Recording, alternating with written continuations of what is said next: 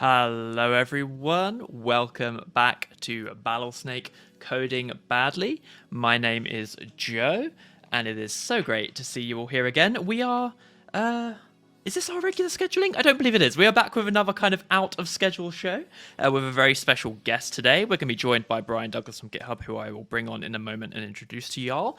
So it does have to be said, we are here in Coding Badly, but this is not our usual Coding Badly antics. Our special guest will probably be coding more goodly than badly, so I don't want to set them up for that energy before we get into it. But the option is there. We feel like taking it chill. If you haven't seen the show before or you're new to Battlesnake, Battlesnake is a programming game that helps you learn and practice your coding via basically building aggressive web servers that fight each other in games of Snake.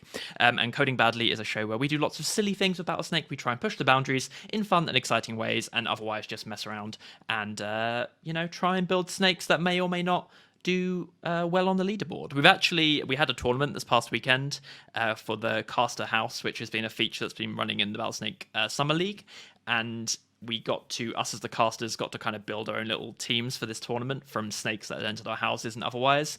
And we had a couple of Coding Badly snakes in that roster. And, the Coding Badly cinematic universe put up a reasonable showing. Hugh dropped in, but what if the code was not bad all along? Hugh, my whole thing with calling this show Coding Badly is selfishly for myself. I want the psychological safety of knowing that the expectations with you, the audience, have been set. So when I spend 5 minutes trapped in my VS Code because I can't remember the shortcut to change between the different panels and I've hidden the sidebar because I'm an idiot, that feels fine because, you know what you've come to see. You as the viewer know what you're here for. The real bad code is the friends made along the way. Am I going to get trolled again during this stream? 210 Brad has noticed my new camera. As you can see, I came on theme with the Coding Badly Twitch theme today. We are on Coding Badly purple. And we are hopefully representing. So anyway, that is my preamble. Before we get going, I just want to say a brief thank you to our partners. Thank you to RBC, AWS, and very appropriately, thank you to GitHub. They help us do these shows, and if you enjoy what we do here at Battlesnake, please say a huge thank you to them. And you can do that in the chat today as I bring on our special guest for the stream. Please welcome Brian Douglas, everyone. Hey, Brian. Hey. How are you doing? Yeah, very well. How are you? I'm doing fantastic. I do hear myself in my ears right now. That is probably my fault. 1 second. I don't know why that would be happening, but I have a new audio set up as well as other things. So excellent. Chaos. There we go. Yeah. How's that? That should hopefully be better. That will also cut our music. There we go. Excellent. Yeah. Well, I mean, it wouldn't be streaming if you didn't constantly always update the streaming setup week to week. Yes. So I could feel that. Yeah, absolutely. Well, thank you so much for joining us today. I've obviously we've given a little bit of an intro to you in our various channels today and mentioned that you are from GitHub. Would you like to tell folks the full BW backstory? Yeah, the backstory, the origin story. Well, I guess, in 1986 in Dallas-Fort Worth, Texas, I was born. No, I'm just kidding.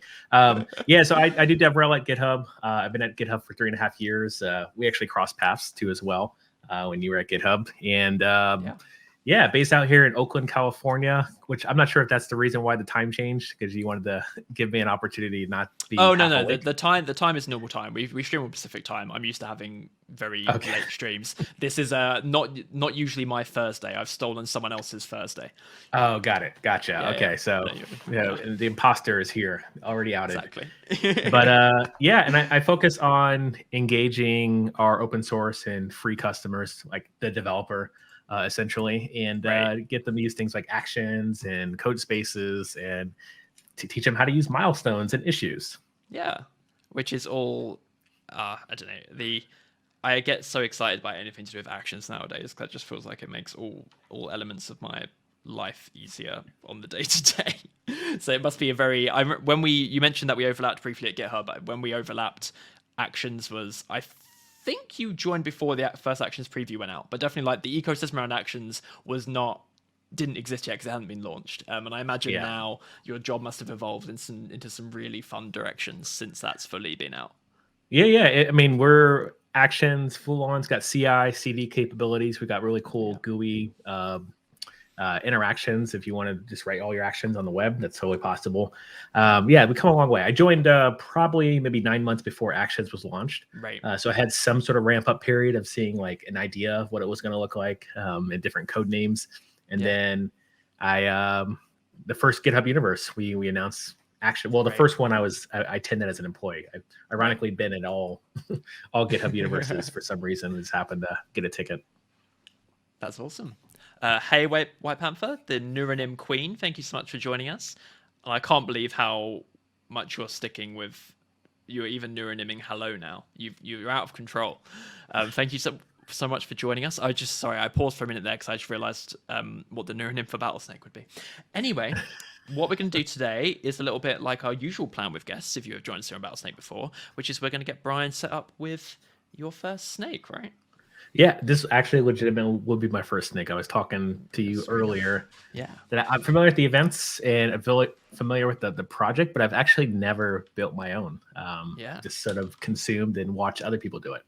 Which is, not super unusual. I first encountered Battlesnake as a GitHub sponsorship in 2018. And I don't think I actually entered my first snake into anything until probably... I think my first snake that I would actually, call mine was probably my Haskell snake that I built on this stream late last year. So, you've got a much shorter gap between first hearing about Battlesnake and building your first snake than I've had. So it's all good.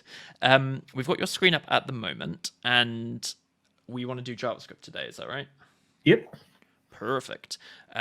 So I guess we'll dive in and get going with a starter snake. So along the top, we have the best place that, have you already created an account? I have not created an account. Should I do that first? So, yeah, you can log in with GitHub. So we can do Excellent. that. Sign up with GitHub. Sign it. B9E. Thank you, White Panther. Hugh said, Codespaces looks fancy. Can't wait to try it out one day. It is pretty neat. It's just like VS Code everywhere.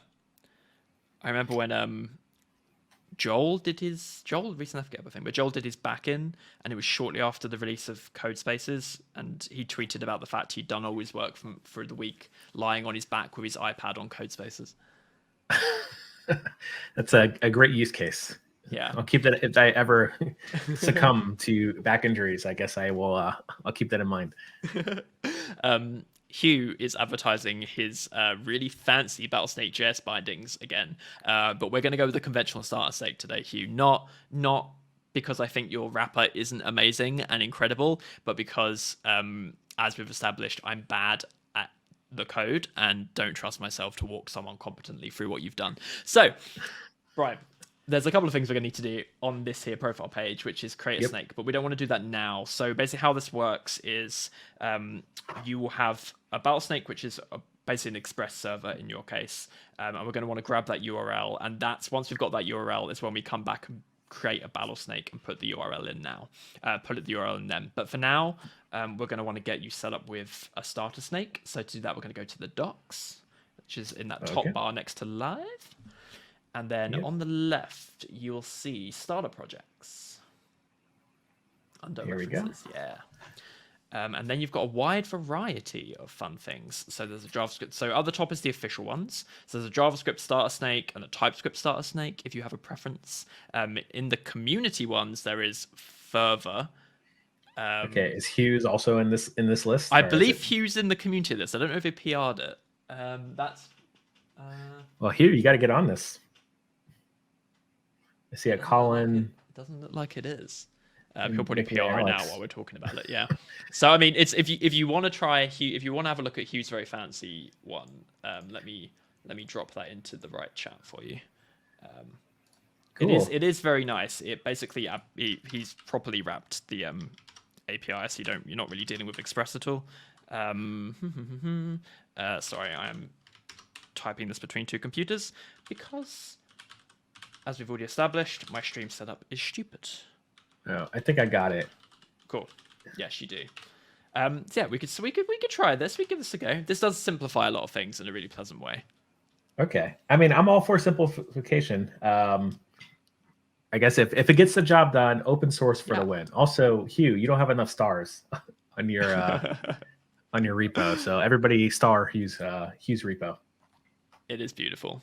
210 said, that's too good for coding badly. Calm down. But we're going to do it. This is a special edition of Coding Badly. Let's go.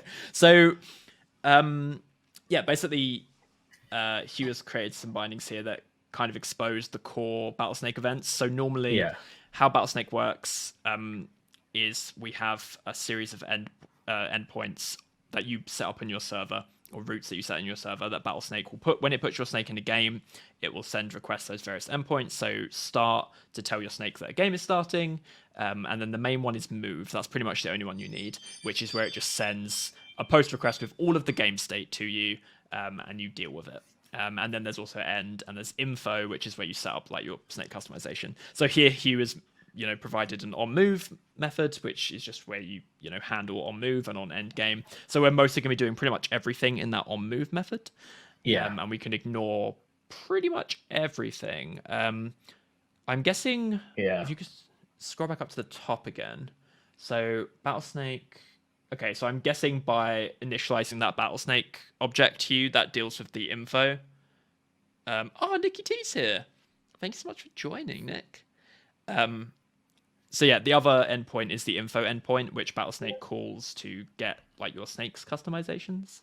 And I think just for context, I might take a look at this will be a little bit clearer.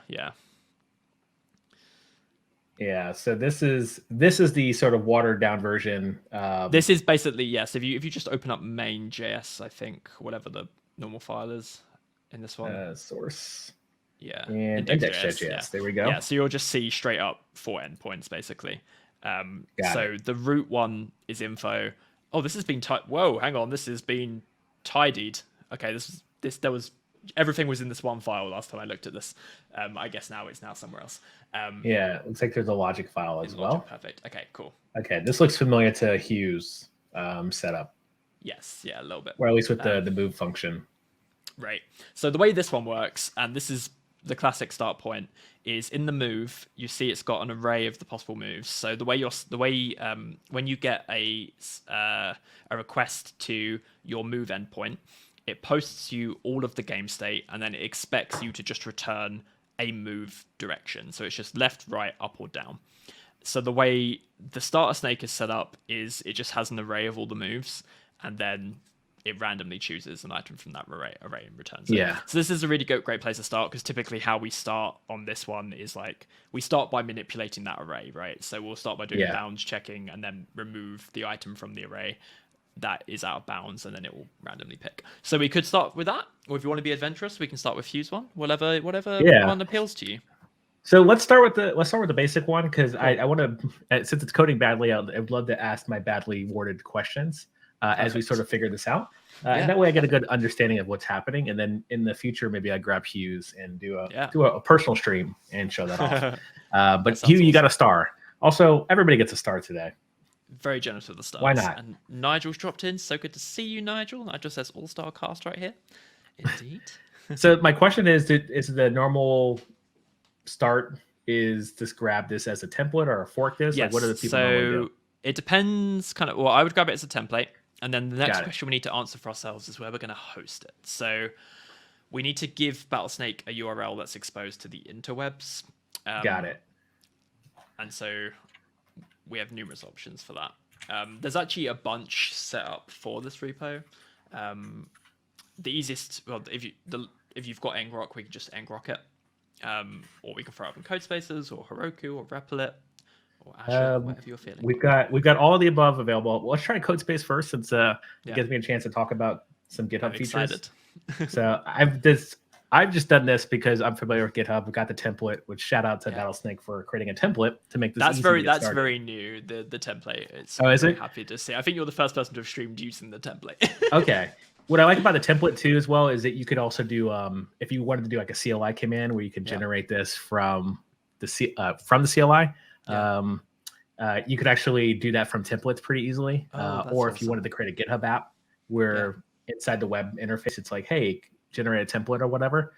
In one click, you can actually generate the template, clone it, and have it in your account. And I say this because this is exactly what we're doing here on OpenSauce. Nice. When you create a template for OpenSauce, which we don't have to go into much detail, but I'm basically following that same pattern. That's awesome. Where it clones it and then creates it on the behalf of the user. That's super cool. Just want to quickly see if anyone has. Perfect. Nikki's got it. AJC, just to briefly explain what Nikki has just sent you, we're playing Battlesnake, which is a competitive programming game where you build snakes, like the Nokia programming game, basically. And you build the logic for that snake and then play against other snakes. So it's like an AI programming game where you're writing competitive web servers, I guess is the bad way to explain it. So I've never actually used Codespaces. How does this magic? Oh, that's really easy. Okay, so cool. Nice. This big old green button used to be the clone button. Right. We've expanded a bit. We have like different options if you HTTPS or SSH if you have that set up on your machine. Right. Also, we got this cool little CLI command as well if I wanted to pull this locally. So if I did want to pull the ripcord, I was like, you know what, let's just run this local and do it ngrok. We could. Right. But what's cool about this is I could open up in a code space, which will give me an environment where I can run a server. Nice. And I don't have to worry about. Hopefully, don't have to worry about the setup. We'll see if I eat those words. It should be fine in a sec because it is just. The one thing I did fail to do is I've got two. You only have a limited amount of code spaces you can have. So out. Yeah, the limit for me is 5. And that's just for the free tier. Codespace is still in beta. There's not official pricing for it. But when we do launch with pricing, the free tier will have a limited amount of code spaces you can have running. Cool. You can't hear yourself now, right? But you should be able to hear music. I don't hear music. I don't hear myself either.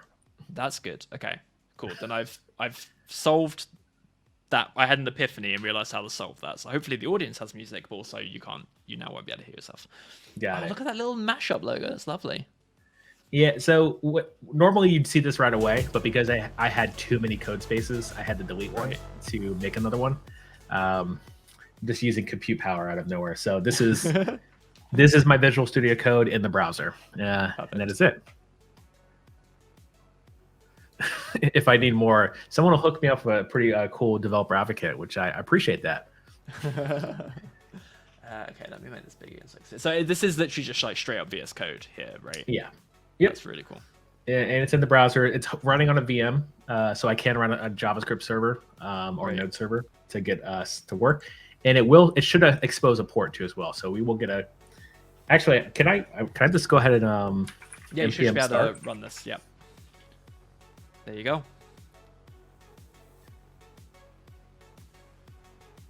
Cool. So now we've been forwarded over to Battlesnake Yode, and it's like a bunch of gibberish, but this is our server. Yeah. So it looks like perfect. So that gives us our start place. So the root endpoint just returns a JSON object of your snake personalization. So we should probably start by customizing your snake. Well, actually, sorry, I'm getting ahead of myself. Let's use that snake URL and create your snake first of all. So if you grab that and then go back over to battlesnake.com. I think I got back to just the Battlesnake. Yes, I could have typed that out, but we'll make this a little more difficult. Show off your command of your keyboard shortcuts, and then click on your profile to top right. Yep. And then Battlesnakes. Create new Battlesnake right there. Excellent. So we need to give it a name. We'll just Battlesnake, yo, nice. And then this URL is that's the URL you just had. Yep. Yep. Okay. Cool. And then you can tell people a little bit about your Battlesnake if you want. I could get the descriptor later. Yeah. And tags. So we have a bunch of tags for like language used, for host. Do we have a Codespace tag? I don't believe we do. Give it a go. We don't. Brad, I know you're watching. Get us that tag. And then we have like behaviors as well, which might be a bit early, but we have like aggressive or like hungry. We have ones for like all kinds of different algorithms as well. So yeah, and then open source project, if you want to put the repo in there, that's where we can do that. Okay. Open source for the win. The challenge is I completely obliterated that URL, so I'll have to pull it up again. When I opened up a Codespace, it basically just took it took over control. Which now I got to remember what I called this Battlesnake. Yo. It was Battlesnake Yo, yeah. All right, cool. Well, that's nifty. And then allow anyone to add this Battlesnake. So leave that one off for now. Okay. Yeah. So yeah, especially when we're streaming, so people can make games. If you tick that, they'll be able to add your snake to it. Got it. The risk there is someone DDoSes your snake whilst you're trying to make it play a game. Can't trust anyone. So this is fun. We shouldn't have that. If you click this, if you go back to your profile, and then back to Battlesnakes, hit refresh there.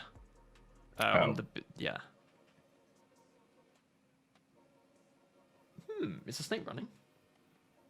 It is running here, but I wonder if the unable to load your snake does not support version 1 of the Battlesnake API. Yeah, it should have that. So if we go back to the code for a sec, this template was updated 2 weeks ago. So it should definitely be on Battlesnake 1. If we go back to index, I think that's where the logic was. So yep. Where is the Battlesnake info? Can we scroll back to the top? Oh no, maybe it's in logic.js then. Sorry. So if we hop over to there, yeah, it says API version 1. Oh, what's that complaining about? Okay. This is a bizarre problem. Let's try restarting the server. Give that a go. And let's try going and hit refresh on that, on the snake again. Love to hit a problem straight out the gate. Huh. Problem detected, unknown API. Yeah, so this might be because perhaps Codespaces might not be allowing this external access. Okay. Yeah, because the JSON would be returned by the endpoint. Let's do one thing. Maybe we try this. Is it behind auth? Yeah, I don't know. Oh, so you might need to be logged into GitHub to even get to it. You know what? That might be a possibility, because I imagine if I shared this link to you in the private chat, tell me if you get hit with a login credentials. I see that. So yeah, that's going to be it. Yeah, and there's a way to expose this publicly, but I don't know off the top of my head because this is the first time I've even needed to do that. Yeah. Okay. So why don't we do this? Why don't we? I wonder if I could do. Can you ngrok from here? You can. Okay. And do you know the ngrok command off the? Yeah, it would just be ngrok HTTP and then the port 8080. For you, yes, it'd be 8080. Yeah. All right. So ngrok is not installed, so we might have to bail out of Codespaces because this is not something expose Codespace. Well, we got a little Codespace, don't we? Publicly. Looking for a GitHub doc. Oh, public port. This will be good. Community link. That's as good as. Let's see. It's looking for the answer. Just like Stack Overflow. I think there was the third free post up. Keep that one. Oh no. Forwarding ports. So it's like the 4th nav item down in this doc.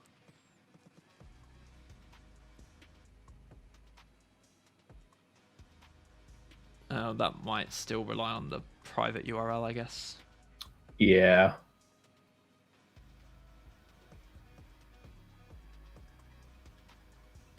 Yeah, it looks like it might. Let me crack open a browser on my other machine and have a look. Oh, there we go. Make public. Oh, it's literally just a button? Oh, God. Amazing. Yeah, supports, right click, make public. Well, there you go, folks. If you auto-forwarded decide to use Codespaces for Battlesnake, that's how you make it public. Today we learned. Let's see if Battlesnake now will be able to accept this. And they will have made metadata your snake. Might take a little while to kick him. Do we have to restart the server at all, maybe? Oh, yes, okay. Well, the server did get restarted. Yeah. So the answer there is probably yes. Let's see. Terminal. Yeah, it just Oh, shut down. because we never. Oh yeah, we didn't start it back up. That'll do it. Yes. See, this is what I'm saying. Psychological safety. That's what that logo down there is for. You tuned in for this. You knew what you were getting. Why? Interesting. Ports. Let me try that link again and see if I'm still getting a login. So wait, you know what? Hang on, Actually, you forwarded 8,000. Yeah. yeah, and I should. I honestly should probably stop forwarding that one. And 8080 is now public.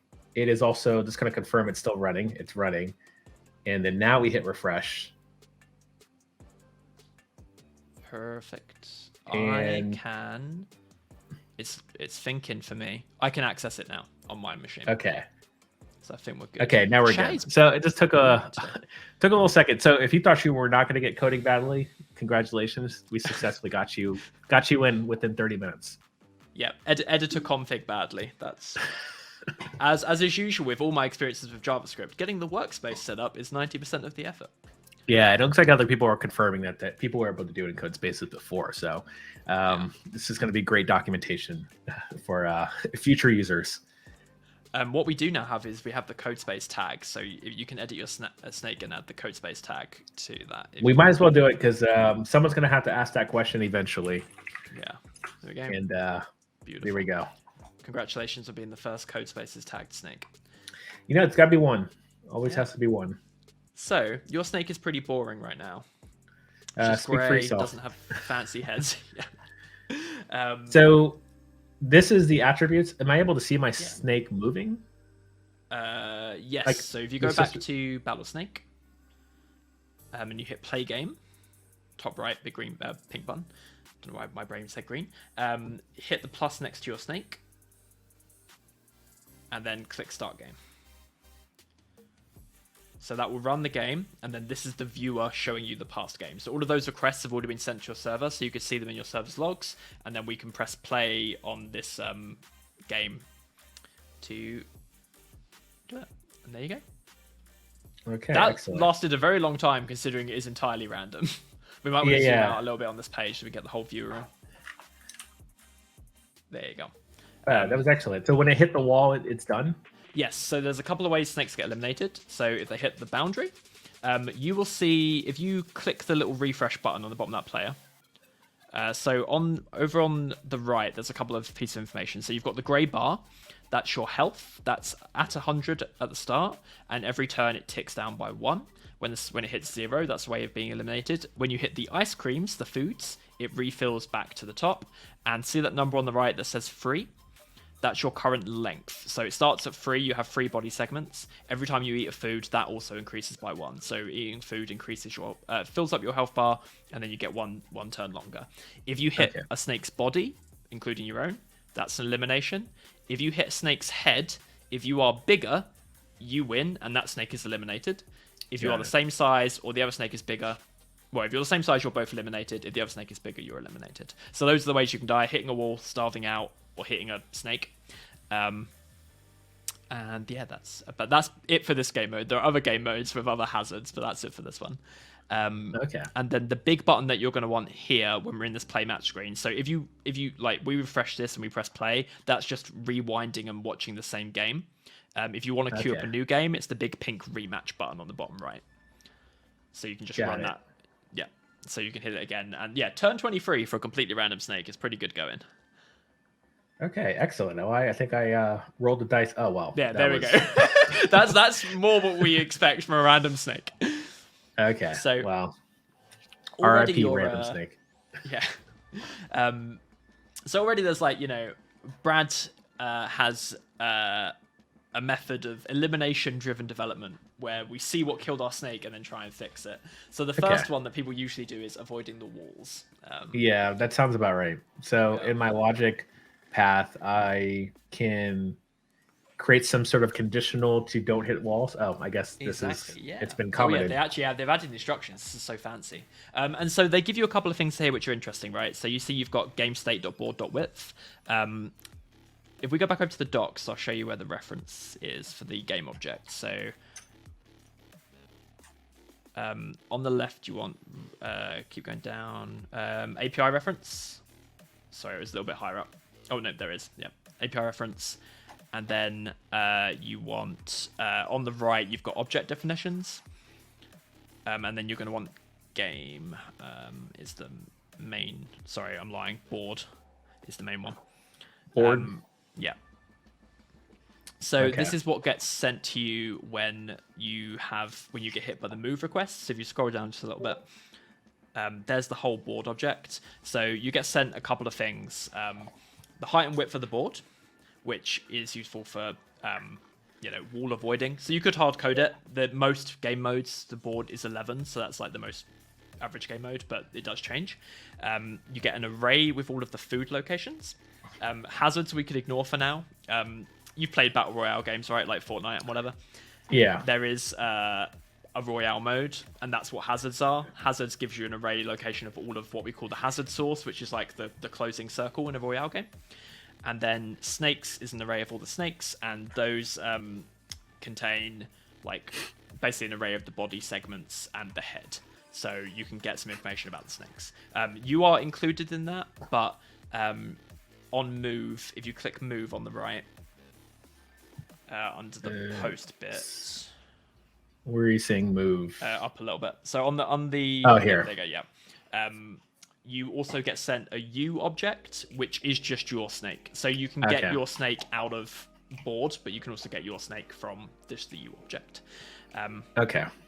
So that was a lot of info, but I wanted to point you to where this was, so that as we go through, if you're like, oh, it's in this property, it's all in here. Yeah. Yeah. So the first step is get us a lot of the way. Go ahead.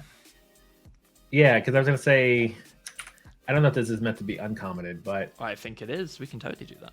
Yeah. So we have the board width and the board height. I guess if I was approaching this, I would then find out where I am. Correct. And justification of that. So if I run, I don't know. So I guess how are you running the snake locally to be able to get the data from myself? So you can just queue up one of those games and it will log in the console here. So if you do console.log, got it. You did mention that too as well. Yeah. So there you go. There's your output. The default's very organized. So you see it outputs when the game starts, and then each turn is labeled with where you're going by default. Got it. Okay, so I imagine the first step I want to do is just find out where I am, and then make sure I'm in the context of the board. I'm still within the board basically on my space. For sure, yeah. And so we're going to want to use that.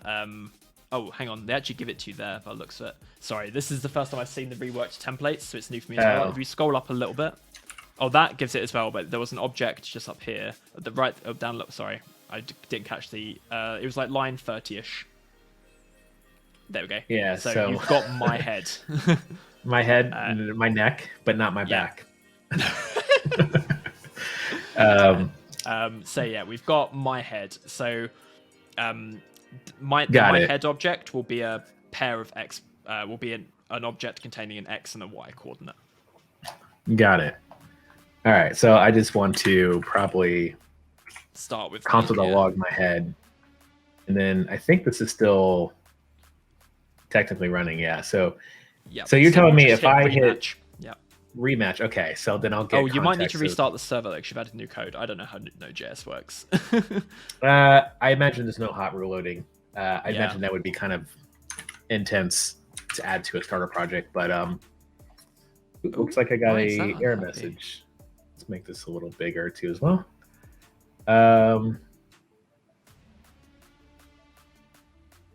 Unexpected identity. Oh, did we comment? I think you might have commented out a comment by accident. Yeah, there you go. Yeah. Under line 50. Yeah. All right. Start the Battlesnake up again. Yep. And then if you go back to the Battlesnake website and hit refresh. And honestly, I just wanted to make sure this URL is atomic and not going to change us. Yeah. That happens whenever I was pretty sure that was the thing, but I know with services like Vercel, sometimes they change on you. Yeah. So now we check the console, we should see nothing. Info. Interestingly.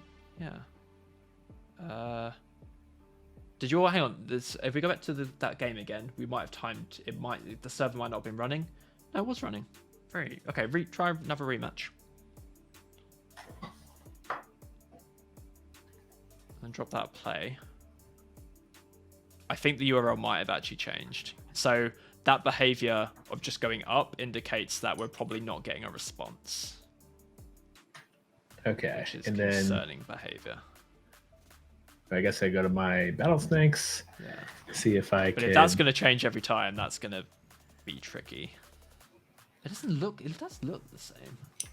543. It is the same. So why are we getting that then? Are we getting anything in your VS Code at the moment in the console? Did we just accidentally break the snake? No, nothing. And the port doesn't. Nothing would have reset the port for any reason. No. The port itself is. Oh, it's gone back to private again. Interesting. Is that because when you shut the server down, the port disappears from this port viewer? Yeah. So I think we had to make this public every time. What happens if you click the add port button and add 8080 there, and add set the, because right now the port forwarding is kind of happening automatically when the server starts. So if you stop the server, add it all in here. Yeah. Does that do anything? It's worth a try. Let's see. So how do we? Oh, we'll leave that there. 8080. Yeah. Make that public. And if we start the terminal again. Yeah, and then how do we attach it to that? Well, I wonder if it just attaches itself. So browser is running, 8080 is public. Very clever. And then if we turn off the server, it's still there. It's still there. So I think because we added it, it knows. So there's a way to actually set your ports in the dev container because we have a dev environment. I honestly haven't spent that much time messing around with this, but I think we can actually set this up so that way every time I open this up from GitHub into a code space, this would be logic that already exists. If anybody is a Codespace user and wants to tell me how to export this into a file to make sure that this works consistent, let me know. Otherwise, we can add it to the start. Feel free to PR that to the starter snakes if it's something that we can do in the repo config. Yeah, I'll definitely look it up later. So that way, this is useful information. We can back out of this too as well. Yeah, so we need to go to play game again. Play game. And add your snake.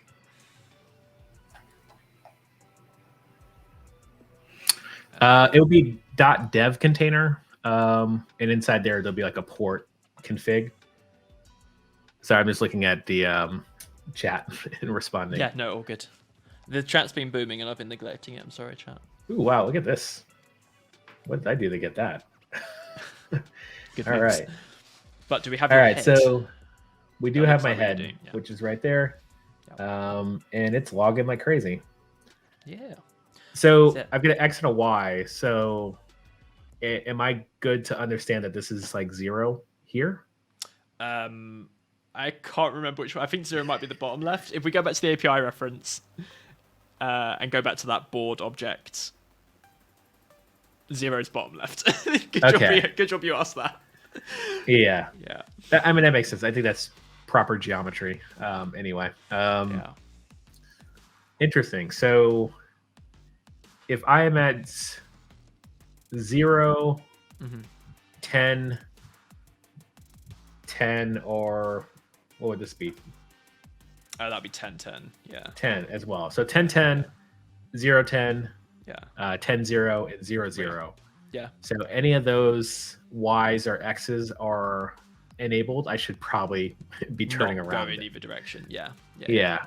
So let's see how this is building the moves. I think it was doing the array thing, but yeah. So if we go, actually, scroll up just a tiny bit. What is this doing? Oh, it's making sure it doesn't hit itself. So this is kind of a good example of the logic we're going to want for the walls. So this is comparing the position of the head to the first body segment. So we can basically do the same logic, but instead of comparing it to the first body segment, the first neck segment, we can compare it to those positions that you just said. Yeah. Because it compares the X coordinate of the first body segment neck with X of head. And if neck is lower than if that X is lower than the head's X, then that means the body's to the left of you, so it removes left.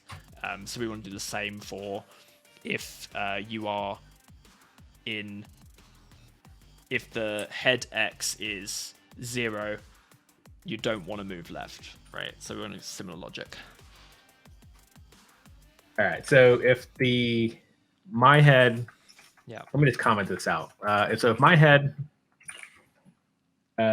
dot X is 0, then move right. Move any direction but left, basically. So don't move left. Anywhere but left. Yeah. Okay. Excellent. Yeah. So and I wonder if we could I can get a pair programmer to help me out with this. Yeah. Toggle on error. Copilot toggle is not found. All right, so it looks like we don't have Copilot access. Flag. Oh no. Yeah, for some reason it's not enabled in my extensions. Oh no, it's enabled. Weird. That's interesting. Oh well, Copilot's not going to show today, apparently. No pair programmer, you're stuck with me, unfortunately. Yeah. All right, so Which let's go back to a bad state for anyone to be in. Excellent. So let me see. My head dot X equals 0. Yeah. Then possible moves. Okay, so possible moves dot left. Ah, interesting. It's false. Yeah. Equals false. Probably not. Which I guess on that. Yeah, because it looks like it's setting it as a variable. Okay. Great. Okay. Which is very fancy. I need to open this starter snake up because this has completely changed to when I last looked at it. Yeah, and like all the typings and stuff like that, it seems to be very helpful for me to figure out what I'm trying to do. Yeah. They're not bare bones little starter snakes anymore. Aurora did good work. I assume it was Aurora. Remind me later. Oh, you know what? I want a else if. Yeah. And this should actually be. Sorry, and I have like Vim bindings too as well. If anybody's trying to confuse, I did a tutorial, a YouTube tutorial, and I had my keyboard, which is quite loud, and I was doing a bunch of Vim bindings, and people commented that it sounded like my typing was lagging, but it's not that it was lagging. It's because I do a bunch of extra typing that doesn't actually. That is fascinating. It doesn't type anything. It's just doing a lot of like copying and pasting. I with thought keyboard for a minute commands. there you were going to say something completely bonkers, like people could tell from the sound of your keyboard that you were using Vim bindings, which I could 100% believe. That it's like this cadence sounds like a Vim user. Yeah. You might need a space in your else if there, I think. Yes. I think it actually would still work, but because the if itself. Yeah, I mean, the way conditionals work, I'm pretty sure it's still like that. I learn something about JavaScript every day. But I think I got this wrong. I think this is right. So if my head is, let's just call this 10. So if X is 10, then that means it's going to be on the all the way at the top. Yeah. So possible moves up is... Oh, so that'd be Y. So in this case, if X is 10, it's all the way on the right. Ooh, that's interesting that my so I think there's a lot of I think I don't have settings synced on. Oh, okay. And I might have to sign in. Oh, this makes no sense. Okay, so now I've synced my settings. Sorry, so basically, maybe Copilot and only my extensions are not enabled because I didn't sync my settings. Yeah. Is this going to have messed with our ports thing? But no, because you reckon that's dev container to the repo, right? Yeah. So that's still running. It's cool that refresh and it brings up the previous terminal input. Yeah, and so what it's doing right now, and the reason why you can only have 5 code spaces open is because it has that environment in a VM that's still running in the background. If you don't touch it for 30 minutes, it will pause. Right. So that's why on here's now it's actually But if it pauses and then you reactivate it, does it pick up where it left off, or is the environment, like, would that server pick up where it was? That's correct. It will pick up where it's left off. Nice. Very cool. Okay, so now I think I have my Vim bindings and my settings working because I was Nice. fiddling around with this. I don't use Codespaces day to day, but I do use it every now and then on stream, and I do use it for reviewing PRs. It's a great place to do that. So here's our poorly written conditional. Perfect. And then now you can see Copilot is actually trying to guess what we want to do, and it's guessed right. I mean, not that was super challenging for it, but yeah. And then I can delete this because that was a duplicate of me trying to figure out how to do Vim. You know what's really sad? After 5 years, I still get excited whenever Simon Oxley tweets at me or any direction. Simon, the original creator of the Octocat, is excited that Brian is streaming with us today. Oh, excellent. He's good people. All right, so I'm just gonna hit tab because I think this is the next thing we're gonna be doing. It's got it. This code, yeah, it's got it. Yeah, so it's gonna check the head to see if it's at 0, and then possible moves up would be. That's incorrect. That should is be it down. incorrect? Should be down. You know, Near I don't enough. fault. I don't fault the AI. Yeah. It thinks the board is upside down like we did when we first opened it. Okay. Now that one's good. It got this one correct. Yeah. All right. So for the most part, now we're checking to see if it's going to hit a wall and it's removing that move from those possible moves. All right. So one small improvement that's maybe a bit overkill at this point, but I would recommend. So right now we're just checking for the head. No, we're just hard coding the width and the height that we're checking. But we actually have that in the game state.board. Oh, actually, we have it defined right up there: const board width and const board height. Yeah. So that will be that will each be in our game mode. It'll be 11. But yeah, 0 index, so it'll be to 10. So I would recommend we use that. So 0 we can keep because 0 is always the origin. But I would change board width and board height to the 10. Yeah. Okay, that makes sense because if we do end up updating the game, we will. Right. Yeah. Or it could be a feature though, if we only limit it to stays in the bottom corner. Yeah. Yeah, it's it's predictable, but might not be predictable for our competitors. So at this point, we should be shutting this down and restarting it because of express reasons. I think I have a comment. Actually, I wonder if my else if it's actually giving you. Oh yeah, it might be. Yeah, it's giving you errors on the opening parents of those blocks. So I think it doesn't like else ifs. Yeah, no, it's This is interesting. Is else if like an expression form of it? No, this is some basic JavaScript that I'm gonna have to look up as like a noob. Conditionals in JavaScript. I always get thrown off because I do a lot of Ruby and Go. So I always have to look up what life is when it comes to conditionals. So it should be the conditional. I don't want ternaries. I want a straight up conditional. Not. I clicked on ternary, didn't I? For now, we'll trust W3 schools.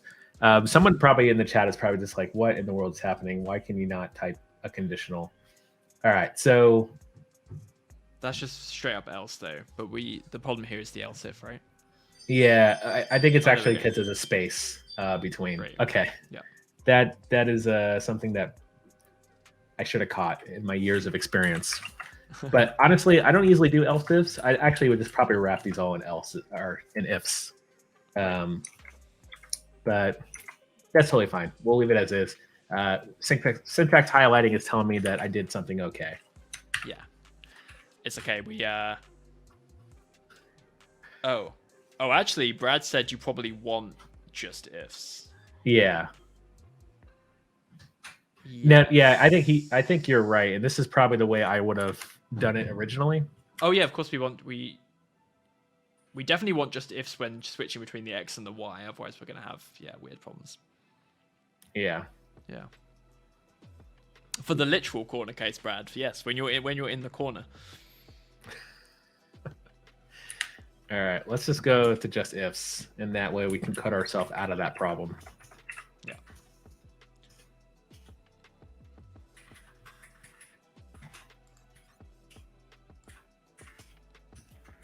Here we go. And I wish I had prettier enabled, but I don't. Also, I noticed this is also tabs as well. There's so many problems in this. Oh, I probably should have. Spaces? I do use spaces, yes. Controversy. Actually, I use spaces. What am I talking about? Yeah, I use spaces. They're set up to, yeah. Ooh. Let's kill that server and start it again. And hope for the best. So this should, in theory, be pretty good, because the starter snake came with body avoidance already, and then you've just added wall avoidance. So it should go for a long time.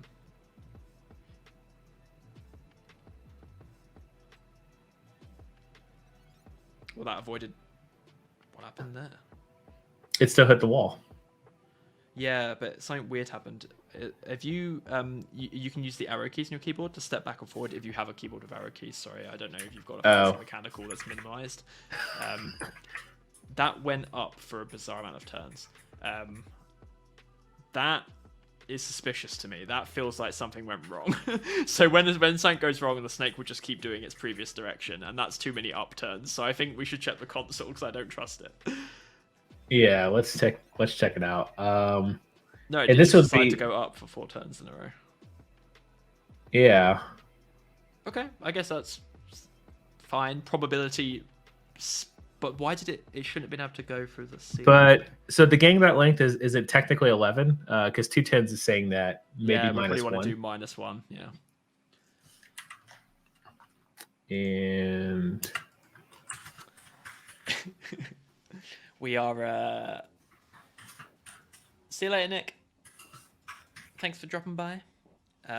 We're once again, folks, in that situation where we're coding wall collision for probably the 30th time on this particular show, and I'm making a mess of it again. Oh, hey, Sam. Sam, did you see the performance of your Node Red Snake in the Caster House tournament last Saturday? You were representing the house of... You were drafted into the house of Joe last Saturday to represent with your Node Red Snake. Oh, it hit itself. All right, so we got wall collisions enabled. Yeah, so that's good. And then this is interesting because they did add body collision to the starter snake, but only for the first body segment. You hit the 3rd or 4th body segment here, so we can expand. Is it because it grew? It was not aware of the extra pieces.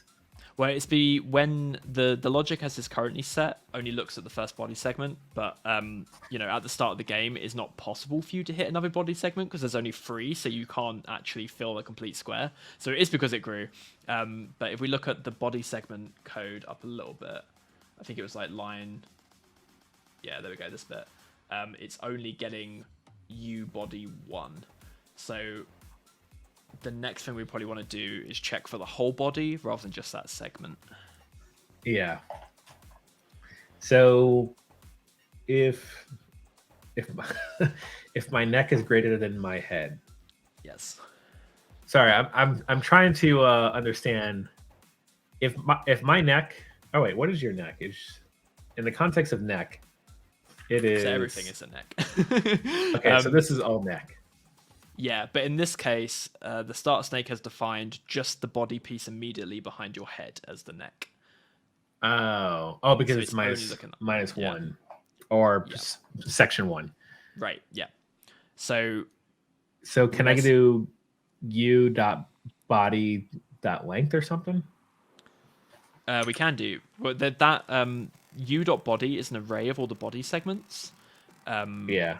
So how I would usually recommend doing this is to do that whole block of logic, that comparison of neck and head, in a for each. So for each of the body segments in the body array, do this comparison. Okay.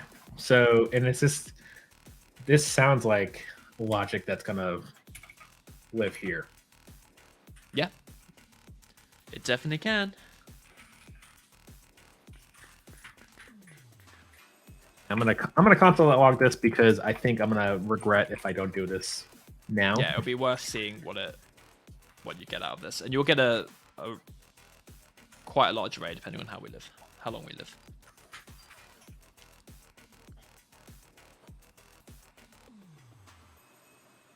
Okay, I did mention as well. I do hear music now, so Perfect. everything seems kosher. If that's annoying, let me know and I can stop it coming through to you.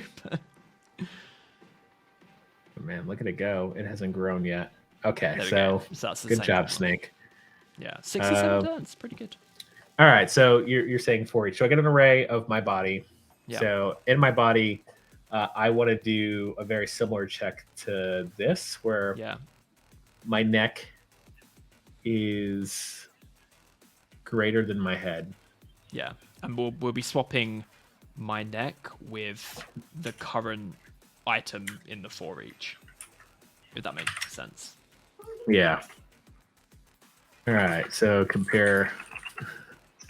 Oh, hey, Donut Man. Head to the extended. I have to ask you. Body. You've been working on a snake for a long time, right? It's not in Summer League. I felt like I was going bonkers when I was looking for your snake the other day for the Casters Cup. Okay, cool. I was like, I was sure you were working on a snake, but I couldn't find it. And I was like looking through Discord, being like, I know Donut Man's building a snake. Okay, cool. So it's where is it? Is it in the global arena? Got you. Okay, makes sense. Yeah. So piece is good.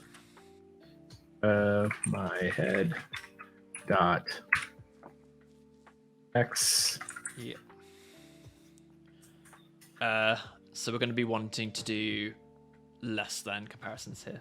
So okay, if your x is less than the next than the piece's x, then you're to the left of it.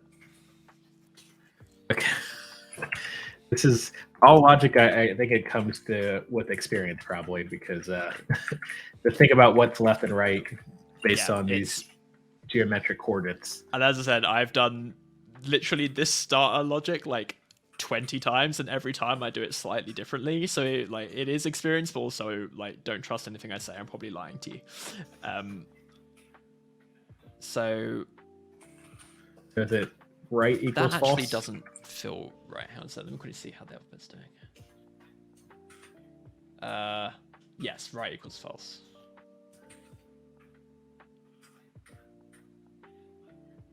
And then I have to check to see.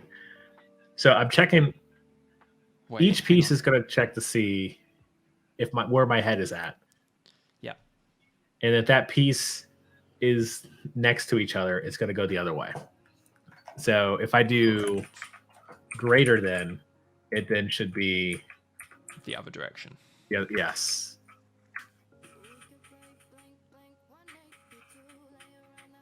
Brad has said, I am worried that Joe is leading you astray. Am I actually? I can't look. Brad, it's 11 o'clock for me. I can't tell what's right or wrong. Please save us if I'm doing it wrong. But I'm just following the new starter snake code, right? Like. All right, I'll finish up my thought, because my thought is that you can, okay, I see what Donut Man is saying, and like, yes, that's correct, and yes, so you finish your thought, and then we'll all come to the multiple wrong ways that we've done this.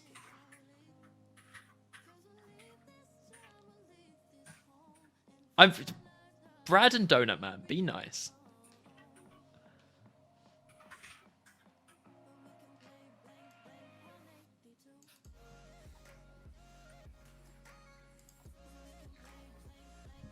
So what was your thought that you were finishing? Oh, this sorry. logic? Yeah. Yeah, I think this. So if this is less than, that's right. Right then that's right. So then, if this is greater than, then down should be false. Yes. But and then, yeah, go ahead. Tell me your button, because this is the. The problem is, right now we're checking. Is the head X less than the body piece's X? That doesn't actually check if we're right next to it. It just checks if we're any left to it. So if any of our body is to the right of us, we won't go right, even if there's no risk of hitting. Yeah. So what we actually need to do be checking. Yeah. Or what is it? My head.x minus exactly 1. Yeah. Yes, exactly. Yeah. And we should, yeah, so we should be comparing my head.x -1 with the position of the piece. Yeah.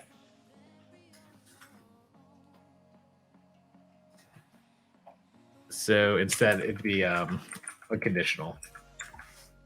Correct. Yeah. Got it. And that is the right way around, right? So x -1, that might be, we've swapped that round. So if x is -1, that's to the left of the current head. Yeah. So we want to change possible moves .left to be false on that first one. Why should it be double equal, Donut Man? Have we got type nonsense going on here? Because we're comparing integers, you can use a double equal. Right. Yeah, I think you're right. I don't know if JavaScript is that as stuck on itself. Yeah. But if there's a possibility something could be a string here, double equals it is. It's fine. Yeah. It saves us the pain of actually going back and trying to figure that out. Right. So this should be so plus this one. will want plus, yep. Yep. Perfect. And this one should be -1. So, yeah. And then all right, we're gonna get some sort of logic going. It's all this. The logic makes sense to me when I'm looking just at the JavaScript, but in the context of snakes. Honestly, it takes I do this thing consistently, literally every stream, where I for some reason get in this muddle where I think of directions as like relative from the direction the snake is pointing, and at least once a stream I'll be like, we want to go left when I mean down, because I'm thinking about it from the snake's point of view. Just the mental model of like how the game geography works does take a while. All right, well, it's gonna be sad or really interesting when I hit this play button. I'm sure it'll be great. Oh, it hit the wall. Something. I know why this is. So this is to do with code order, because we are doing this body check after we do the wall check. So it's checking, it's re-enabling. In that case, it re-enabled right after it had ruled out right because of the walls. So we actually probably do want this before the wall check. Okay. I wonder if the so that's a good thing to bring up, because if we set this to be false, does it always? Oh, you know, it actually resets for each move. So it's possible that we could have a move where we're next to the wall, but also next to our body or whatnot. Correct. Yes. Yeah. Okay. So let's get that. Give that. What do you mean the order shouldn't matter, Brad? There's no way that's true. What is this object then? Yeah, there's no way that's true. So at this point, this head, it sees the wall. The possible move right should be false. Yeah. And then it sees its neck. So okay, fair enough. You're only ever saying false. Okay. No, they are right. You're right. Yeah, we are only saying false. Yeah, this is me being an idiot. Thank you, chat. So why did we crash into a wall? What's wrong with our wall logic? Did we when you -1'd earlier, did you -1 for the X's as well as the Y's? Let's check that. X. Chat is the best pair programmer. Chat, you're a much nicer pair programmer there is today than you were last week. A syntax error. I have -1 instead of -1. I bet that's it.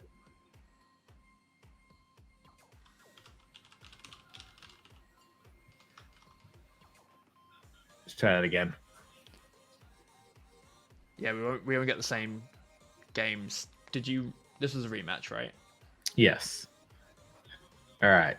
Sorry, Wait, I trapped myself into a rematch or a replay? Because that was a we died rematch. In the same place. Oh, interesting. We died in the same place. Huh. Chances of that are slim. Right.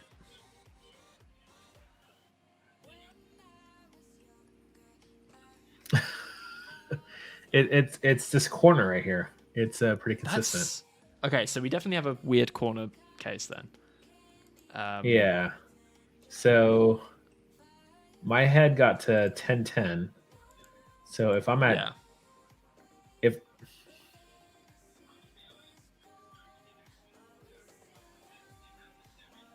So this is if you're in that top. The question is when it's in that spot, why isn't it moving down? Because it's just running off the board instead.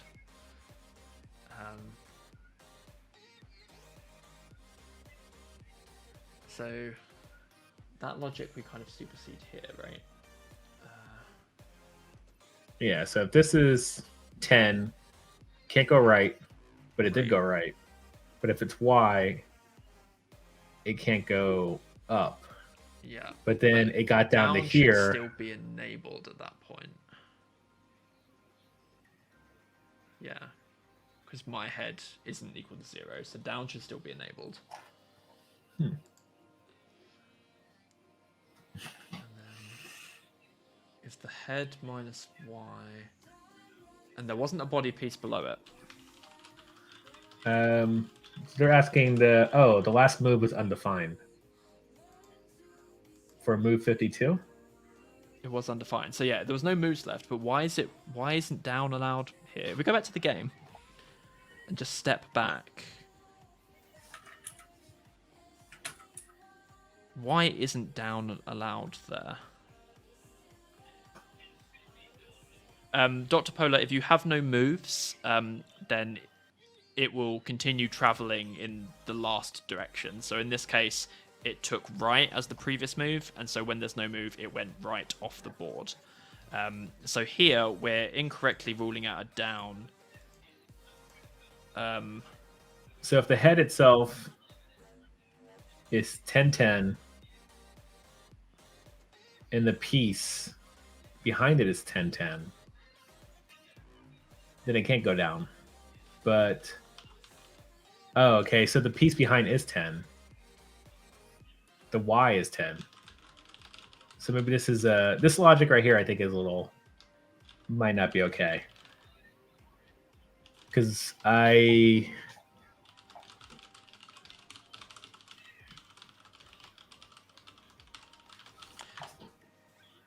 yeah, so this is 910. This is 1010. So I should be checking to see if. Got you. Huh. I've been. We've had assistance from above. Honestly, the amount of times I've written this logic and the amount of things I will forget at 11 o'clock at night. Okay, so let us look at the state. So when we're comparing all these coordinates, we're going through each body piece and having a look at it, right?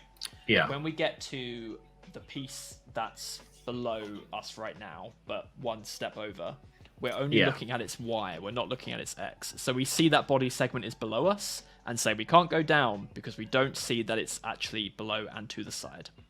Got it. Okay. So we should be looking for piece Y. Both, yeah.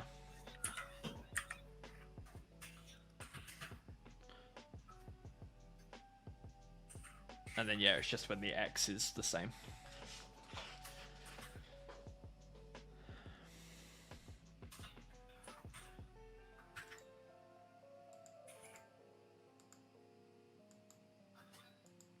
Sam asked why are we doing my head -1. Sam, my head dot. Wait, where are we doing my head -1? You mean my head dot x -1, right? We're not doing a my head -1 somewhere. Yeah. Yeah. So in that case, that just needs to be dot x. So in this check, we're looking for y -1 because we're looking below us, but we only care if it's in the same x coordinate. Okay. And this is probably be the same thing in the other direction. Yeah. So yeah, Sam, we're doing my head. What this is doing is saying we're looking for is a body piece to the left of us. So we get our current head position, and then we take the head position -1 to look to the left, and we see if there's a body piece there.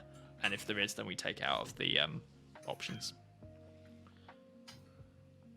That wants to be X on the end of that conditional. So piece.x and my head.x. And then we need to do the same for the X's ones at the top, but with Y. So we only want to rule out that move when the Y is the same. Okay. This is I'm getting triggered with all these interview questions. Sorry. We should just whiteboard this at this point. Yeah. And then we need to swap those X's for Y's. Oh, yep. You definitely said that, so I wonder if I can get some MOE select going. It's not going to find it. Oh well. Like I'm a competent Vim user, but when I get put into VS Code, yeah, not everything works the same way, and I'm slowly building my muscle memory back up in it. There's a really good VS Code extension for learning Vim, right? There's like Vim Trainer or something. Yeah, Vim Tutor. Vim Tutor. Okay. There we are. Nice. It literally tells you how to navigate it. It's pretty amazing. Actually, how I learned. This is Animal Crossing music, which is definitely not. This means the stream's gone too long. Yeah, thanks Spotify. Well, I mean, it's definitely not royalty free. It's like, thanks Spotify for dumping me out of my royalty free list into something that definitely was not royalty free. Gonna have to change these settings. That doesn't happen again. Here we go. Yeah, 210 says typing live is always harder than typing alone. Big true. Okay. Is this gonna get it just big enough to? So now we're gonna get into yeah. Dead ends is a hard one. There's a million easier things to solve than dead ends. Yeah. Yeah, I mean, because at this point you need to know. And this is, I guess, I see why this is such a amazing competition. Because like once you get to this point, it's like, how do I know this is a dead end at this point? Right. I don't. So there's like, that problem is, there is like algorithms that help you do that. A really popular one in the competition is FudFill, but you can kind of put that problem off for a really long time by like, just like tactical questions, right? So like this problem has arisen rather, because we got really long. And we got really long because we were eating food, but we didn't actually need to be eating any of that food because we weren't near starvation. So like at this point, one of the things you can do is avoid food unless you need it. Yeah. And then there's also like, we are still kind of moving randomly. So we're moving randomly, and that's how we get in this position. One of the things that Sam in chat, one of the things that Sam's snake does is always hug the outside wall. And so it just goes all around the outside. So it never gets into this position where it's going to form a loop. So whilst this is solvable and there is algorithms to do it, we can also just like not do like, and just get around the problem in other ways. Yeah. But I did want to check in with you how we've hit a milestone, like the snake not exploding due to basic things. Are you feeling good? We can wrap here. We can have a go at one of those. Whatever you. Yeah, no, this is I think this is a really good stopping point. I think I got I've engulfed enough of the logic to understand. And actually, that's a really interesting problem to hit at this point. We didn't get to this, which was I guess this is what you were talking about, finding food. And then we have safe modes. Seeking out. Yeah. What is this? Choose to move from the available safe. Oh, okay. This is looking at safe moves. Yeah. Okay. Cool. Don't collide with others is really interesting. So, it's a very simple extension to what you've just done with the body, where you're for eaching over all of your body segments, and then don't collide with others is you just do that to all of the snakes in all of the arrays. So it's basically 2 for each loops for each of the snakes in the snake array for each of their bodies. And then Yeah, it's interesting that finding food is here, because I said I do think the more common action at this point is like if you're just moving randomly because of the rate of food spawns, you're probably going to be hitting food. The more common thing at this point, I feel like, is like to stop going for food until you need it. Yeah, Yeah. cool. Yeah, it's Alrighty. tactical, and Yeah. I'm curious. I just have a general question around this.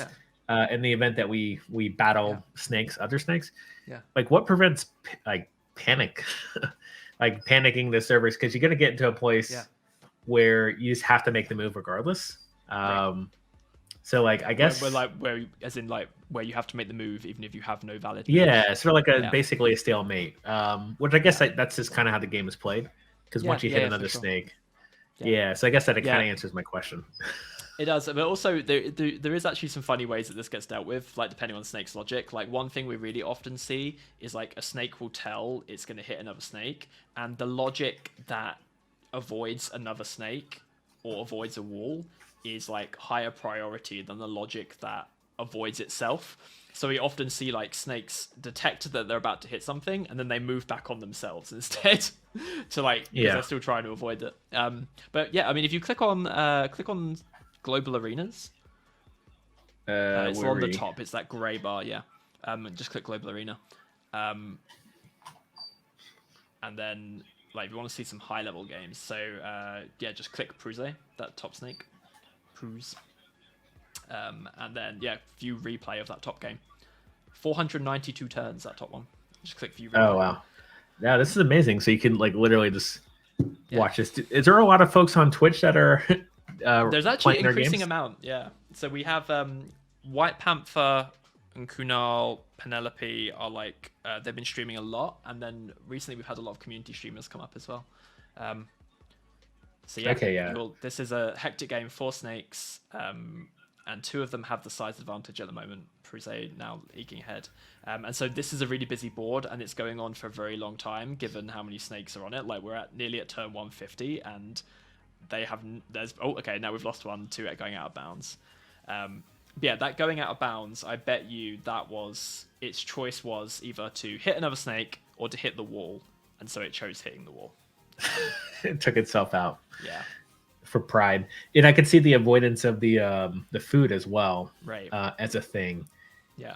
What about especially when we get to this point? So go ahead. What about so this snake has like a coffee mug at the end of it? Is this more stuff you can code in there? So that like object where you get to set your personalization, you can set a color, a head, and a tail, and there's a set of default heads and tails that are available. But you unlock other heads and tails for participating in tournaments or for like earning achievements. So this game is a really good example of why avoiding food is important. Oh, what's that? Was that collide with itself? It says step back. Yeah, okay, here we go. So yeah, this is a good example you're talking about, right? So it has no moves. It's going to go out. This is a really good example of where like avoiding food is important, because when you get snakes like this, sometimes you get aggressive snakes who will get the size advantage and they'll go on the hunt, and so you need to eat to avoid being killed by them because you want to maintain bigger size. But when you have kind of passive snakes like this, the game basically becomes of like who is able to maintain their space and not squeeze themselves out fast. Yeah. So you end up with like making sure you're not too big is one tactic, and then how you choose to position your snake. So like there's a snake that in the AWS intern tournament last week, then no matter what happened, it would go and take the middle of the board. So it always, in theory, had a lot of space to grow. So you get to fun stuff like this.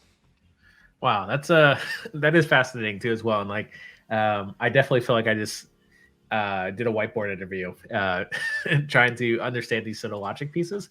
Yeah. But I also just want to shout out Mish Manners, who is on my team at GitHub, has been spending a lot of time.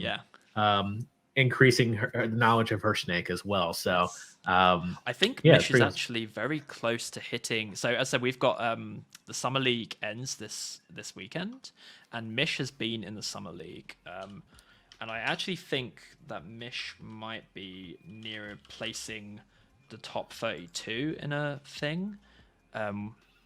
She's doing super well. That's awesome. I did not realize she was doing that well. I just caught tail ends of like random streams, so I didn't realize there was so much into it. Yeah, they're Sorry, I'm trying to see where she is on the board. Yeah, she's 105th at the moment out of... Wait, where is she? In gold. 105th out of 162. Which is pretty good going. And then Dr. Polar is also... Oh, Dr. Polar's in chat and Dr. Polar's been streaming. Nice. Yeah, definitely. Is Brad, do you know if Mish is going to be streaming again before the tournament ends, before the Summer League ends? I guess it'll be on her schedule page as well. Oh, schedule. Yeah. Yeah, I think she keeps a tip-top schedule. Oh, the Twitch she does stream, terrible, what, Tuesday and Australian Thursdays? time. Yeah, Tuesday and Thursdays she does coding streams. Yeah. But yeah, you can't really get an idea of what's happening here in this schedule. Twitch's schedule page is actually cursed. But anyway, so yeah, Mish has been streaming, and yeah, this Saturday we have a tournament, but I will let you go and I will ramble on about that to the kind viewers. Thank you so much for joining us today and for showing us Codespaces. Yeah. And also, we got a little bit of Copilot action as well. But... Yeah, we got a little bit of Copilot. It led us to get a one conditional with tons of else ifs. But I did want to point out, if you don't have Codespaces access, let me know. You can find me. I'm on BWO on Twitch as well as on Twitter. Yeah, we're looking forward to having this launch as a public feature and general adoption, but we still need feedback when it comes to the beta. Right. So we're currently in beta, so please hit me up. The feedback for Codespaces, does it work like the Copilot Early Access? Like, is there a repo where you open issues or discussions or whatever, or is it a different mechanism? At this point, I think we've grown into leveraging the community forums at this point because it's a large enough beta. So I think that's kind of the place for asking the questions, because I think we're I can't put a date on the launch, but let's just say we're close. Cool. Awesome. Wonderful. Well, thank you so much. Anything else you want to tell the good people anywhere they should look and find you? You mentioned open source earlier. Anything you want to mention about open source while we've got you? Hacktoberfest is coming, so keep an eye out for that. Folks. I can't believe that's just around the corner. That's it is. Well, I'd say like Preptember is going to be in September. So if you want to learn about how to contribute to open source or how to get your Battlesnake, showing up on the trending page, I might have some information about that in coming months. Awesome. Cool. Well, thank you so much again, Brian. I will slide you off the stage. And viewers, don't go anywhere. I will tell you about Summer League before we wrap up. Bye. All right. See y'all. Okay, thank you again to Brian, and of course GitHub being our wonderful partners. It was so nice to have Brian with us. Thank you as well to AWS and RBC. As I mentioned several times throughout the stream, if somehow you were not aware, the Summer League finishes this weekend. The arenas, the leaderboard actually locks tomorrow. So tomorrow is your last chance to get that snake as high up as you can or wherever you want it to be for the tournament conclusion. As Brad ran through on the stream on last Saturday, we have a new blog post out that explains the tournament format. So top 16 of Elite, top 32 of Platinum, and I believe also top 32 of Gold, we'll have a tournament for, and we'll be running through that on Saturday with the full casting crew, casting those 3 tournaments. It's going to be an amazing day. We saw kind of a mini tournament last Saturday when we did the Caster's Crown. Those were all snakes from the Summer League, and it was super exciting. The games were very intense. They were very surprising, and so I'm really excited to see the full Summer League, and I hope you are as well. So we'll be doing that Saturday at a time. You know what? It's probably going to be on the Summer League website. So let's have a look at that, because that will be when it will be. But yeah, that'll be Saturday. Don't miss it, because that'll be the end of the Summer League. We will be continuing with the Thursday streams. One thing, we divorced the Thursday streams from the tournament schedule at the beginning of the Summer League. So there'll still be streams here every Thursday, but we will be wrapped up with the tournament for a little bit. Thank you, Battlesnake Official, for putting Nightbot in the chat. So that is all from me. Thank you all for joining us for this special edition of Coding Badly. Next week, I don't know who's on next week. Next week, there'll be more streams here at the usual time, 10 a.m. Pacific, here on the Battlesnake channel. And until then, I hope you have a wonderful rest of your week, and I'll look forward to seeing you on Saturday. Thank you for watching, Goodbye.